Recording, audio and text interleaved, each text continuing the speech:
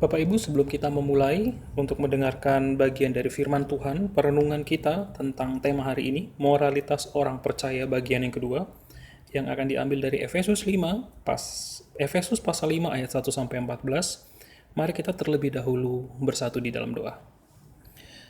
Bapa kami dalam surga ini kami, Tuhan, tolong kami. Saat ini kami akan belajar bersama-sama tentang kebenaran firman-Mu. Bagaimana kami hidup sebagai orang-orang yang sudah percaya. Pimpin kami untuk boleh memahaminya. Pimpin kami untuk boleh melakukan, mengaplikasikannya. Pimpin kami dan bimbing kami untuk merenungkannya dalam konteks kami masing-masing. Berkati hamba-Mu yang berbicara dalam nama Yesus. Kami berdoa dan bersyukur. Amin. Saudara-saudara, mari kita buka Efesus 5 ayat 1 sampai 14. Efesus 5 ayat 1 sampai 14.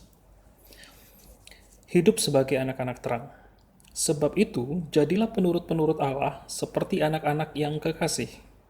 Dan hiduplah di dalam kasih, sebagaimana Kristus Yesus juga telah mengasihi kamu, dan telah menyerahkan dirinya untuk kita sebagai persembahan dan korban yang harum bagi Allah.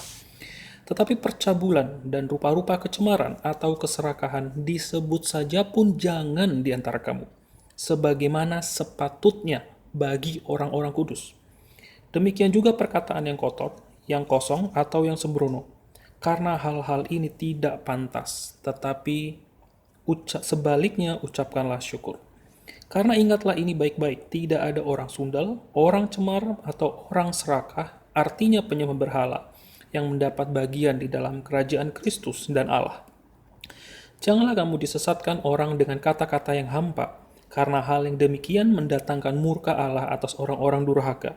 Sebab itu janganlah kamu berkawan dengan mereka. Memang dahulu kamu adalah kegelapan, tetapi sekarang kamu adalah terang di dalam Tuhan. Sebab itu hiduplah sebagai anak-anak terang. Karena terang hanya berbuahkan kebaikan dan keadilan dan kebenaran. Dan ujilah apa yang berkenan kepada Tuhan. Janganlah turut mengambil bagian dalam perbuatan-perbuatan kegelapan yang tidak berbuahkan apa-apa, tetapi sebaliknya telanjangilah perbuatan-perbuatan itu. Sebab menyebutkan saja pun apa yang dibuat oleh mereka di tempat-tempat yang tersembunyi telah memalukan. Tetapi segala sesuatu yang sudah ditelanjangi oleh terang itu menjadi nampak, sebab semua yang nampak adalah terang. Itulah sebabnya dikatakan, bangunlah, hai kamu yang tidur, dan bangkitlah dari antara orang mati, dan Kristus akan bercahaya atas kamu. Nah, saudara-saudara, 2 minggu lalu kita itu membahas bagaimana kita sebagai orang percaya dipanggil. Kita sudah menerima anugerah, kita menerima kehidupan kekal di masa depan. Di Efesus 1 kita diingatkan kembali akan berkat-berkat rohani yang sudah Tuhan Allah berikan bagi kita. Dan itu semua Allah telah berikan agar kita itu melakukan pekerjaan baik yang Allah sudah persiapkan sebelumnya bagi kita. Pekerjaan baik seperti menjadi anggota keluarga kerajaan Allah. Baik gereja universal, yaitu gereja-gereja di luar gereja kita, sinode-sinode lain, dan gereja lokal di mana kita berada. Kita dipanggil menjadi anggota keluarga Allah. Kita saling membimbing, kita saling menghibur, kita saling mendukung. Tidak terbatas hanya di jemaat, tapi semua gereja universal. Tentu ini gereja-gereja yang mengakui pengakuan iman rasuli, karena ada beberapa gereja yang sebenarnya merupakan aliran sesat, walaupun menggunakan kata Yehuwa atau Kristen gitu. Jadi harus hati-hati. Jadi gereja universal dan gereja lokal, kita dipanggil untuk menjadi anggota keluarga Allah dan memiliki kehidupan bermoral. Nah, moralitas dalam Alkitab ini merupakan bagian yang harus kita miliki sebagai orang percaya. Moralitas Alkitabiah adalah prinsip-prinsip hidup yang ada di dalam Alkitab tentang apa yang benar dan tentang apa yang baik. Benar lawan katanya salah, baik lawan katanya jahat. Jadi apa yang benar dan apa yang baik. Moralitas ini bukan berdasarkan buku pengembangan diri, bukan berdasarkan pengalaman diriku, bukan pengalaman orang tuaku. Kadang-kadang ini nanti kita menjadi masalah serius ya. Waktu kita berpikir bahwa orang tua kita benar gitu, teman-teman kita yang benar, psikolog A yang benar, motivator B yang benar. Tidak. Moralitas kita ditentukan dari apa yang kita pelajari dari firman Allah itu sendiri. Prinsip-prinsip hidup seperti apa? Cara hidup seperti apa yang benar dan yang baik. Nah, dan di sini kita melihat moralitas bagian kedua dan kita melihat ada bagian-bagian yang juga nanti Paulus ulang. Nah, waktu kita bicara moralitas, saya ingatkan sekali lagi. Sama seperti yang jika Bapak Ibu menonton atau menyaksikan 2 minggu lalu tentang Efesus 4, khotbah Efesus 4, kita melihat bahwa moralitas sesuai kehendak Allah, kita memiliki moralitas yang baik, cara hidup yang baik, dan cara hidup yang benar. Karena kita sudah menerima anugerah. Kita sudah mendapatkan keselamatan. Kita sudah menerima berkat-berkat rohani. Kita sudah menjadi anggota keluarga Allah. Oleh karena kita sudah semuanya itu, kita berbuat baik. Kita hidup dengan cara yang benar. Kita hidup dengan cara yang baik. Kita hidup bermoral. Jadi hidup bermoral bagi kekristenan, bagi apa yang kita pelajari dalam Alkitab, bukan untuk mendapatkan keselamatan. Hati-hati. Hati-hati sekali. Kita hidup bermoral sesuai firman Tuhan, bukan untuk mendapatkan keselamatan, melainkan karena kita sudah menerima keselamatan. Nah, jadi ini prinsipnya nggak boleh dilupakan. Berbeda sekali dengan agama-agama lain atau penganut-penganut keyakinan yang lain. Jadi karena kita sudah menerima, kita hidup bermoral.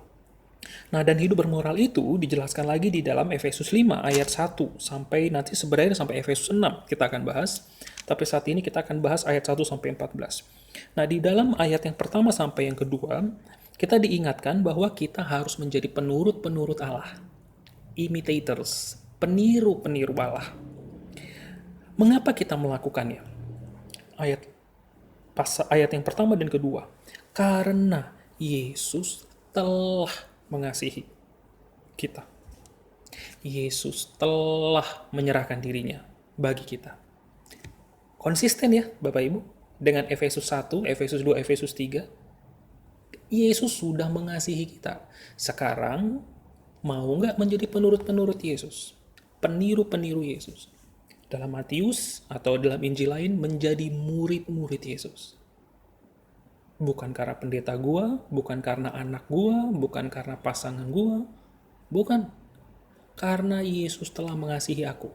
Yesus telah menyerahkan dirinya. Nah, ini nggak boleh dilupakan sama sekali. Jadi waktu kita mau hidup bermoral dan baik, kita bukan ngelihat, aduh istriku aja kayak begitu, udah 10 tahun jadi orang Kristen. Aduh suamiku kayak gitu, 15 tahun jadi orang Kristen. Aduh mami papiku kayak begini, majelis tapi hidup nggak benar jadi orang Kristen. Loh, nggak ada hubungan dengan mereka. Kalau memang kita sudah menerima keselamatan dan anugerah itu, kita ingin hidup bagi Allah. Kita ingin menjadi murid-muridnya Yesus Kristus. Nah, mengapa di sini disebut Yesus Kristus dan bukan Allah? Karena Yesus Kristus merupakan wujud yang kelihatan di abad pertama Masehi. Yesus Kristus merupakan contoh yang real, yang nyata. Allah yang menjadi manusia. Jadi, waktu kita bicara Yesus, kita ini tidak bisa melepaskan Yesus itu nanti dengan Allah Bapa dan Roh Kudus. Karena mereka adalah Tritunggal.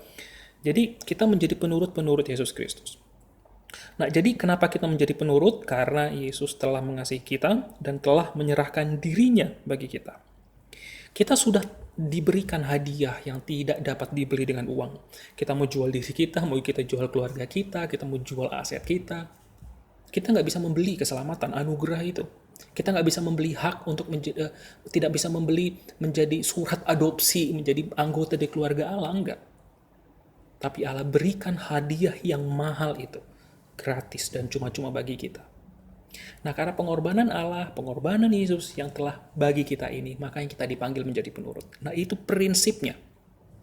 Mirip sekali dengan bagian Efesus 1, 2, 3, di mana berkat-berkat itu sudah diberikan, baru kemudian sekarang bagaimana cara kita hidup, bagaimana moralitas yang baik itu. Nah, kemudian kita lihat di ayat yang ketiga. Nah, ayat ketiga ini merupakan daftar dari berbagai moralitas yang baik yang harus orang percaya miliki. Nah, sebelumnya, kalau di video yang sebelumnya, di khotbah sebelumnya, di Efesus 4, kita ngelihat bahwa kita sudah membahas tentang Kita itu nggak boleh berdusta. Kita itu harus berhati-hati saat kita marah. Kita itu harus melepaskan mencuri, perkataan kotor, kepahitan, kegeraman, kemarahan, pertikaian, dan fitnah. Nah, di sini Paulus di ayat 3 dan ayat 4 menambahkan beberapa daftar. Seperti percabulan. Percabulan itu segala jenis perilaku seksual yang tidak kudus. Segala jenis perilaku seksual yang tidak kudus. Kecemaran. Kecemaran ini sifatnya lebih kepada batiniah, internal kita, kondisi pikiran, kondisi perasaan, kondisi hati kita. Nah, itu kecemaran. Kemudian keserakahan, karena ini berkaitan dengan percabulan dan kecemaran, ini ada hubungannya dengan kedua hal tersebut, yaitu biasanya orang-orang yang membiarkan dirinya hidup di dalam percabulan dan kecemaran, baik dari perilaku yang eksternal maupun motivasi, pikiran, perasaan, bicara tentang internal, ini orang-orang yang akan terus-menerus melakukannya, ingin terus-menerus berperilaku dan ingin. Ya karena mereka menikmatinya, biasanya akan semakin parah, semakin parah, semakin parah. Jadi keserakahan ini berkaitan dengan hal itu. Nah, jadi ketiga bagian ini merupakan elemen sifat bagian dalam diri manusia yang harus juga dibuang. Konteks ayat 4, pasal 4, di mana kita menanggalkan manusia lama kita dan mengenakan manusia baru. Dan Paulus tuh begitu ketatnya sampai-sampai ya sebutkan disebut saja pun jangan. Nah, disebut saja pun jangan ini dalam pengertian itu, Bapak Ibu, mungkin kita mengingat ya waktu kita mungkin di pasar atau di ruko atau waktu SMA, kita seringkali kalau kita punya teman-teman sekuler atau non-Kristen atau Kristen yang abal-abal lah kita sebutnya, mereka tuh seringkali itu bercanda dengan kata-kata yaitu yang menjadi umum. Bicara tentang pencemaran atau seksual, itu sesuatu yang umum, menjadi bercandaan, menjadi jokes. Nah, itu harus hati-hati. Disebut pun jangan. Sehingga kita itu tidak menikmati dan kompromi, tidak terbiasa akan hal itu. Sebagai contoh misalnya kita melihat anak-anak zaman sekarang atau bahkan orang dewasa ada yang suka menggunakan sumpah serapah. Jadi ada tambah-tambahan, contohnya anjrit misalnya. Saya harus ngomong ya, atau ngomong anjing. Itu kayak imbuhan gitu loh. Saya nggak ngerti kenapa itu jadi kebiasaan. Nah, itu contohnya seperti itu. Kalau itu sudah dibiasakan, ya keterusan. Menganggap sesuatu itu, hal-hal itu, kata-kata itu bukan kata-kata yang tidak tepat, yang tidak berkenan di hadapan Tuhan. Makanya Paulus mengatakan, disebut pun jangan. Dalam pengertian, seperti omongan, bercandaan, sesuatu yang kita nikmati dan kita sukai. Jadi harus hati-hati. Nah, kemudian di ayat 4, Paulus juga menambahkan beberapa daftar seperti perkataan yang kotor, yang kosong, atau yang sembrono. Waktu kita baca, ini berkaitan dengan ayat 3, disebut saja pun jangan. Kemudian nanti kita melihat juga di ayat 12, menyebutkannya pun saja jangan. Itu menarik sekali. Jadi ada pendapat dari satu penafsir yang saya lihat bahwa menurut dia, penulis ini, itu merupakan kebiasaan di zaman kuno. Bahwa hal-hal yang bersifat dengan kotor, kosong, sembrono, atau seksual itu merupakan sesuatu yang normal. Misalnya kan pada saat itu mereka ada kuil-kuil untuk penyembahan berhala di mana mereka itu bisa mengacurkan diri sebagai bentuk penyembahan. Jadi di Indonesia aja tuh jarang ya waktu kita bicara tentang prostitusi. Tapi di abad pertama itu sesuatu yang sangat normal dilakukan, bahkan dianggap religius. Jadi waktu konteks ini disebutkan menyebut saja pun jangan, ini memang merupakan satu bentuk di mana kita harus waspada betul. Apa yang kita ngomongkan itu muncul dari dalam pikiran dan hati kita.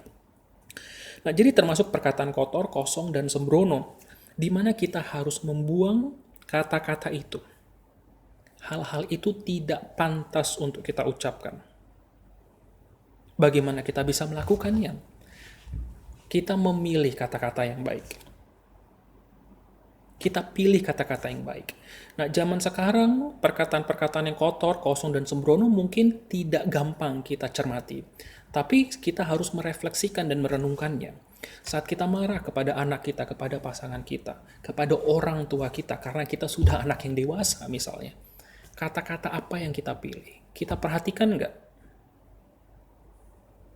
Apakah itu kata-kata yang kotor, kosong, dan sembrono? Nah, di sini ini penting sekali. kita harus menyadari terlebih dahulu dan bertanya kepada Tuhan, kata-kata seperti apa yang kotor, kosong, dan sembrono.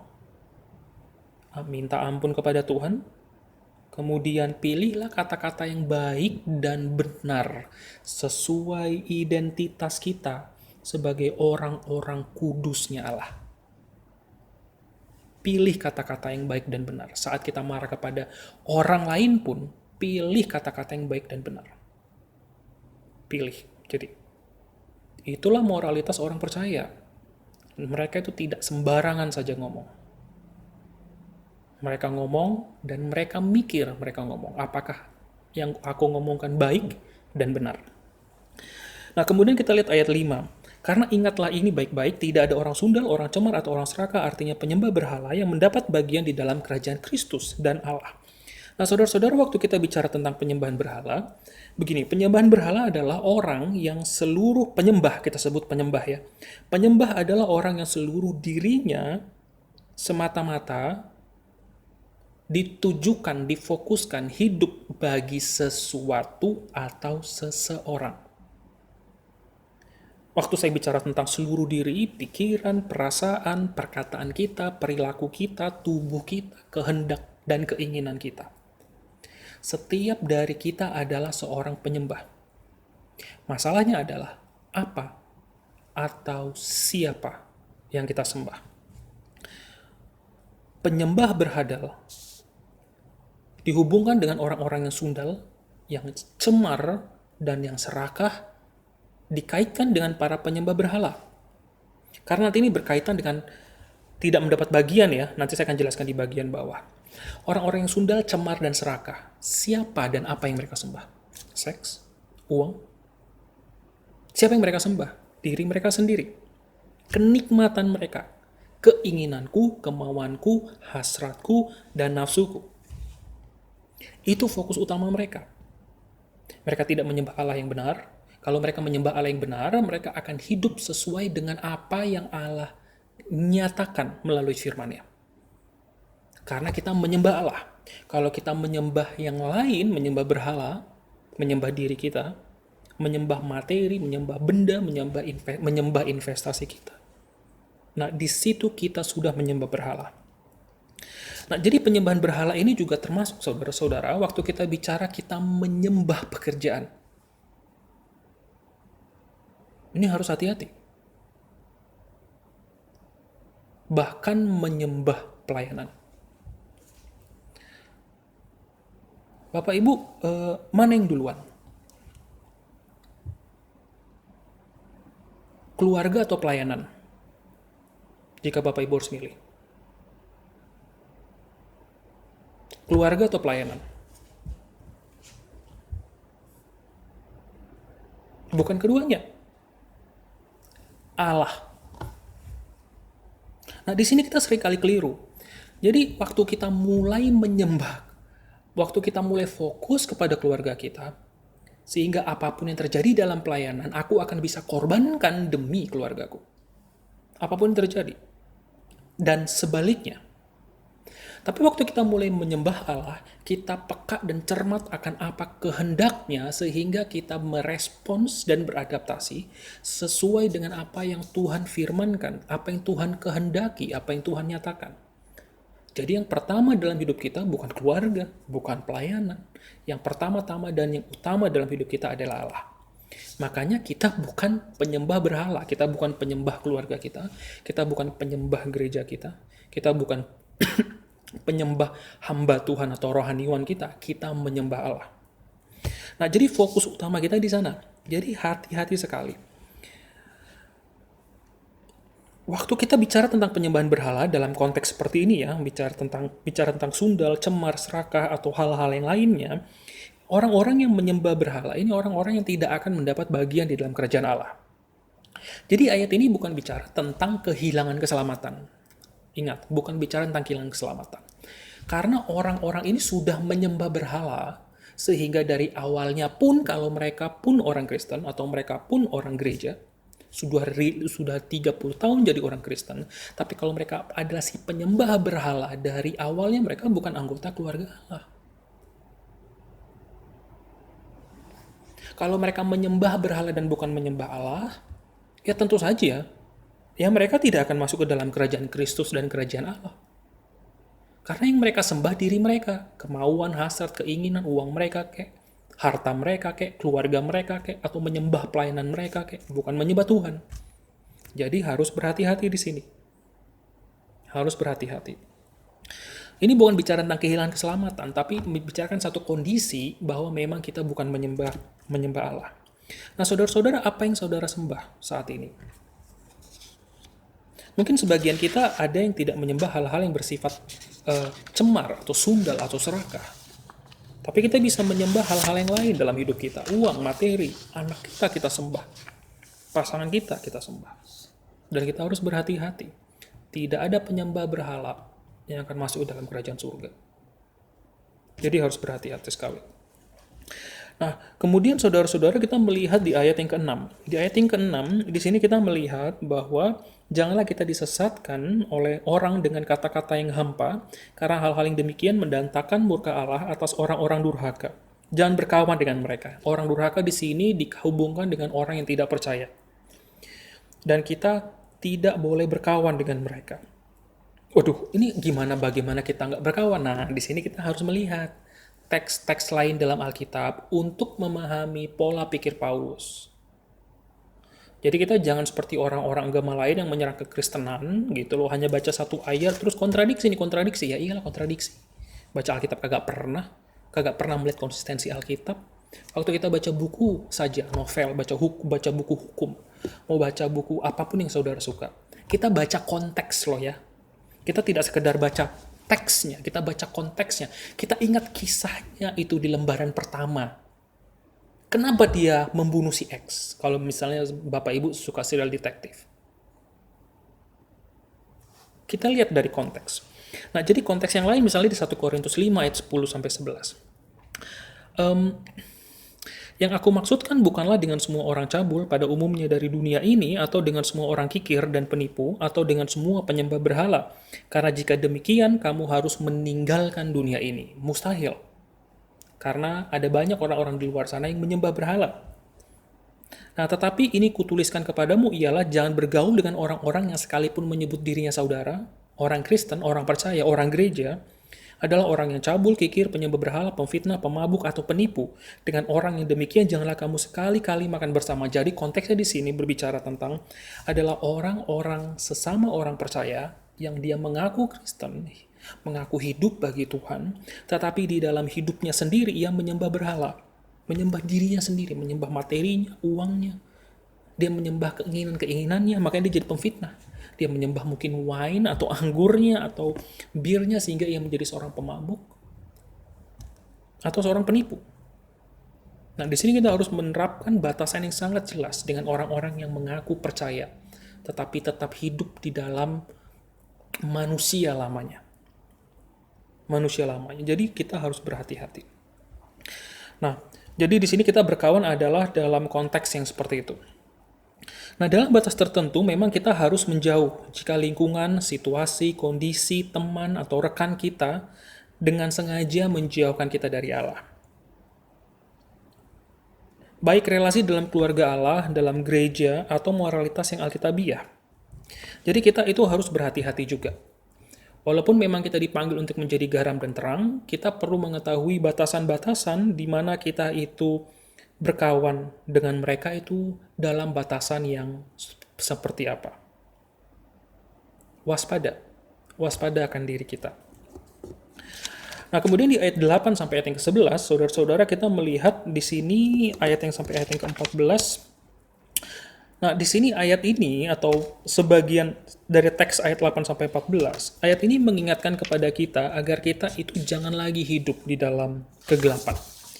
Nah, kita itu harus hidup dalam terang firman Allah yang berbuahkan kebaikan, keadilan, dan kebenaran. Ada banyak daftar lain akan sifat yang harus dibuang, sifat yang harus diganti, menanggalkan manusia lama. Makanya kita memiliki Alkitab, kita bisa melihat daftar-daftar itu yang Paulus dan para penulis Injil lain juga tuliskan di dalam Perjanjian Baru dan Perjanjian Lama. Di dalam Efesus ini cuma sebagian kecil, dan berdasarkan konteks di dalam Efesus di dalam konteks abad 1 Masehi. Nah, makanya daripada itu, si Paulus mengingatkan kepada kita agar kita itu menguji apa yang baik. Ayat 10. Menguji apa yang berkenan kepada Tuhan. Janganlah turut mengambil bagian dalam perbuatan-perbuatan kegelapan yang tidak berbuahkan apa-apa, sebaliknya telanjangilah hal itu. Nah, uji. Apakah cara hidupku, motivasi hidupku baik dan benar? Uji cara kerja kita. Uji motivasi kita bekerja. Uji cara kita mengasuh anak. Jangan telan bulat-bulat apa yang orang katakan, apa yang orang tua kita katakan. Uji. Uji dari apa? Firman Allah. Uji motivasi kita. Kenapa kita mau mengasuh mereka? Seringkali saya menemukan orang-orang, misalnya saya menemukan beberapa literatur yang kita juga itu mengasuh anak tuh karena terpaksa. Motivasi harus diuji. Uji apa yang baik dan yang benar dalam metode mendisiplinkan anak. Bapak Ibu pernah pikirkan nggak? Saat saya mendisiplinkan anak, bagaimana saya tahu metode itu baik dan benar? Coba direnungkan. Uji apakah baik dan benar mencari pasangan yang tidak seiman. Uji apa yang baik dan benar dalam memilih pekerjaan. Asal ada kesempatan, ambil. Dan saat kita tidak berhati-hati, kita meresikukan moralitas kita. Jadi, hati-hati. Uji dan uji dan uji dan uji. Berdasarkan apa? Ya firman Tuhan. Bapak Ibu seperti saat ini mendengarkan khotbah. Bapak Ibu harus melakukan perenungan pribadi saudara-saudari. Perenungan, studi Alkitab mandiri pernah nggak dilakukan? Seminggu sekali, 2 minggu sekali, sebulan sekali. Ada nggak momen itu? Waktu kita tenang, waktu kita rileks, waktu kita duduk santai, atau kita beraktivitas, kita memikirkan nggak kaitan antara renungan yang saya baru baca kemarin, atau pagi tadi, atau khotbah yang saya dengar tadi pagi, dikaitkan dengan apa yang aku lakukan sekarang. Nah, Bapak Ibu pikirkan nggak? Dikaitkan. Apa kaitannya? Banyak orang mengatakan gak ada hubungan Alkitab dalam hidupku. Ya iyalah. Bapak Ibu sudah coba mikirkan. Saya jamin Bapak Ibu. Saya yakin. 100% itu pasti tidak dilakukan. Atau cuma dipikirin apa kaitannya ya? Terus kayak cuma bentar selesai. Gak bisa seperti itu. Kaitkan, tanya Tuhan. Tuhan, aku bekerja saat ini. Aku mendisiplinkan anak. Aku mengucapkan kata-kata yang kasar kepada pasanganku, kepada orang tuaku. Apakah ini baik dan benar? Adakah cara lain yang baik dan benar yang harus aku lakukan, yang menunjukkan moralitasku sebagai orang percaya? Bagaimana aku bisa memilih kata-kata yang baik dan benar saat aku marah kepada anakku? Bagaimana aku bisa memilih kata-kata yang baik dan benar saat ada konsumen yang tiba-tiba maki-maki, ngomong-ngomong, atau waktu kita naik motor atau mobil dan tiba-tiba kita disalip dan dia ngomong kata-kata kasar? Refleksikan nggak? Kita berusaha dan kita ditipu orang berkali-kali. Berarti ada yang salah dengan metode kita berdagang. Dipikirkan nggak bagaimana ya Tuhan cara aku berdagang? Apakah baik dan benar? Bapak Ibu, hal ini tidak bisa diserahkan semuanya kepada rohaniwan. Masing-masing kita memiliki pergumulan yang berbeda dan variatif. Karena itu setiap orang percaya sudah memiliki Alkitab dan firman Allah. Kita perlu merenungkannya dalam konteks kita masing-masing. Nah, dan setelah jika Bapak Ibu tahu dan sudah menemukannya, waktu momen-momen sharingkanlah itu. Bersyukur Tuhan memberikan aku insight, pencerahan, ilham. Bagaimana cara aku bersikap saat situasi yang menjengkelkan.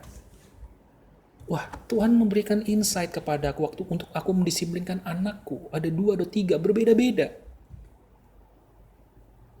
Nah, Bapak Ibu, kita bisa saling mengisi dan mendukung saat kita tahu apa yang baik dan benar. Nah, jadi uji. uji. Yang Paulus nyatakan dalam Efesus hanya sebagian kecil. Prinsipnya kita sudah lihat.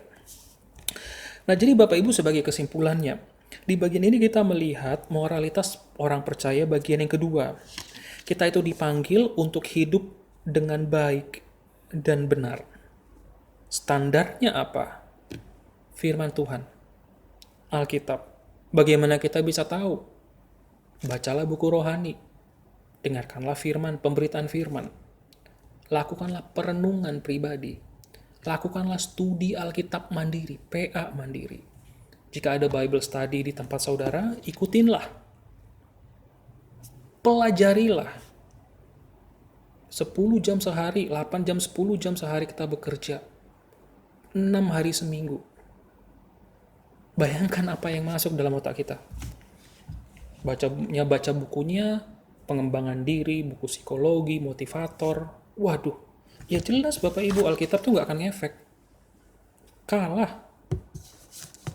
Karena kita nggak mau baca, renungin males, studi Alkitab males, udah ngomong Alkitab tuh kayaknya kayak, aduh, capek, bosen. Nah, jadi nggak heran, kita nggak tahu apa itu moralitas yang baik dan benar. Kita nggak bisa menguji hidup dan diri kita, karena kita nggak tahu. Nah, oleh karena itu, standarnya apa? Alkitab, pelajari. Karena kita diingatkan bahwa kita sudah menerima berkat rohani yang daripada Allah, anugerah, keselamatan, kita sudah dipilih menjadi orang percaya, dan kita sudah masuk menjadi anggota keluarga Allah. Karena kita sudah menerima semua itu, kita melakukan yang baik. Kita hidup berkenan pada Allah, kita memiliki moralitas Alkitabiah yang baik, hidup yang baik dan yang benar, sesuai dengan apa yang Allah inginkan. Bukan untuk mendapatkan keselamatan, tapi karena kita sudah menerima keselamatan itu dalam hidup kita. Nah, dalam Efesus kita sudah membahas tentang dusta, kemarahan, mencuri, perkataan kotor, kosong, sembrono, segala jenis motivasi nafsu seksual yang tidak kudus, termasuk perilakunya, kegeraman, kepahitan, kemarahan, pertikaian, dan fitnah. Apakah sebatas itu? Tentu saja tidak. Itu hanya sebagian kecil contoh.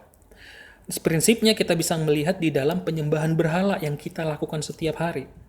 Di mana kita fokus pada keinginan kita, kemauan kita, nafsu kita, hasrat kita. Prinsip yang kita pakai untuk kita mengevaluasi dosa-dosa mana yang kita lakukan yang kita tidak sadari. Cara hidup seperti apa yang tidak baik, yang jahat, dan yang salah, yang tidak sesuai kebenaran firman Tuhan. Nah, tanya Tuhan dan minta hikmatnya. Milikilah moralitas yang sesuai dengan kehendak Allah. Karena kita adalah orang-orang yang sudah diselamatkan. Mari kita bersatu dalam doa. Bapa kami dalam surga, kami bersyukur hari ini, di mana kami boleh belajar bersama-sama dan melihat kembali lagi bahwa kami dipanggil untuk memiliki hidup, cara hidup, motivasi yang baik dan yang benar. Kami bersyukur Tuhan bahwa kami diingatkan kembali oleh beberapa sifat kami atau dosa-dosa yang bahkan mungkin kami lakukan secara teratur dan rutin. Tuhan ampuni kami. Pimpin kami, bukan saja untuk menyadarinya, namun agar kami boleh menanggalkan itu semua dan mengenakan sifat-sifat dan manusia yang baru. Tuhan tolong kami. Kami ingin agar dalam keluarga kami boleh menjadi berkat. Dalam kantor, toko, dalam persahabatan kami dengan orang-orang non-Kristen kami menjadi berkat. Tolong kami Tuhan. Terima kasih ya Bapa. Ini doa kami dan permohonan kami. Dalam nama Yesus, kami berdoa dan kami bersyukur. Amin. Tuhan Yesus memberkati.